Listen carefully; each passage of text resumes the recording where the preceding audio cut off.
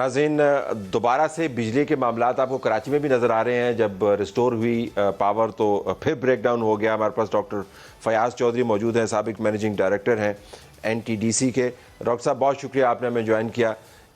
یہ فرما دیجئے گا کہ حکومت تو ماننے کو تیار نہیں ہے کہ بہت بڑا کوئی گھپلا ہوا ہے۔ وہ یہ بھی کہہ رہے ہیں کہ بہت بڑا کوئی ڈیمیج بھی نہیں ہوا ہے، اور پھر کنزمپشن الیکٹریسٹی کی سردیوں میں سب سے کم ہے، 30,000 گرمیوں میں اور 8,500 اب۔ آپ کے خیال میں مسئلہ کیا ہوا پاکستان میں؟ یہ اس آؤٹیج کے اعتبار سے میں جواب دوں یا اوورال میں بات کروں اس کی؟ جی آؤٹیج کے اعتبار سے، جی لوگ جاننا چاہ رہے ہیں کہ ہوا کیا؟ اچھا، آؤٹیج کے اعتبار سے تو ایسا ہے کہ ابھی جیسے آپ کو کوئی بھی آؤٹیج ہو، اس کے پیچھے 98% جو وجہ ہوتی ہے وہ یہ ہے کہ وہ کیسکیڈنگ ایفیکٹ ہوتا ہے کہ ایک یونٹ جب آپ کا ایک ایلیمنٹ میں فالٹ ہوا، وہ فالٹی سسٹم کلیئر نہ ہو پایا تو وہ فالٹ دوسری جگہ ٹرانسفر ہوا، دوسری سے تیسری جگہ ٹرانسفر ہوا، پھر وہ کیسکیڈنگ ایفیکٹ ہو جاتا ہے۔ ایک چیز نکلتی ہے، دوسری نکل جاتی ہے، تیسری نکل، پھر سسٹم سنبھل نہیں پاتا۔ کیسکیڈنگ ایفیکٹ یہ ہوتا۔ تو اس وقت ابھی کوئی حتمی بات تو کسی نے نہیں کی کہ کیا فالٹ ہو، کیونکہ وہ تو جب انویسٹیگیشن ہوگی تو پھر پتہ چلے گا۔ لیکن ابھی تک جو اطلاعات ہیں وہ یہی ہے کہ بھی ہمارا کوئی جو کوئٹہ جانے والی شاید لائن تھی جو گدو سے، وہ فالٹ پہ کلیئر نہیں ہوئی۔ جب وہ فالٹ باقی سسٹم کو کلیئر کرنا پڑا، اس سلسلے میں پھر آپ کے جو نیوکلیر یونٹ ساؤتھ میں ہے جہاں سے پاور آ رہی تھی، وہ ٹرپ ہو گئے۔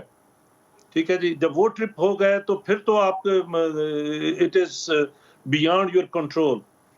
اس کی ریزن 7 سے 8,000 اگر آپ کی ڈیمانڈ ہے، اس میں سے 25% نکل جاتی ہے 2,000 میگا واٹ ہمارے K2 اور K3۔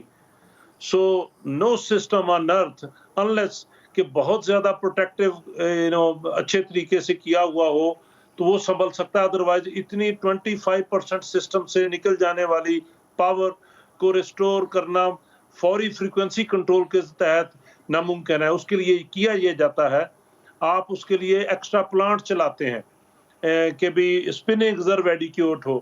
تو میں یہ سمجھتا ہوں کہ یہ جو ہم نے 1,000 یا 1,100 میگا واٹ کے جو ہمارے یونٹ لگے نیوکلیئر کے، اور ایک تو یہ ہمارے سسٹم کے سینٹر میں نہیں لگے، دوسرا کیونکہ بہت ہم ڈیپینڈنٹ ہو گئے اس کی لانگ ٹرانسمیشن کے، دوسرا یہ سردیوں کے لیے ان کا سائز بہت بڑا ہے، تو اگر ہم نے ان کو چلانا ہے بہت تو اس کے ساتھ ساتھ ہمیں کچھ اور یونٹس کو بھی آن کرنا پڑے گا، کیونکہ ہائیڈرو تو ہوتا نہیں سردیوں میں، تو تھرمل پلانٹ اور آن کرنے پڑیں گے کسی بھی اس طرح کی ایونچولیٹی کو بچنے۔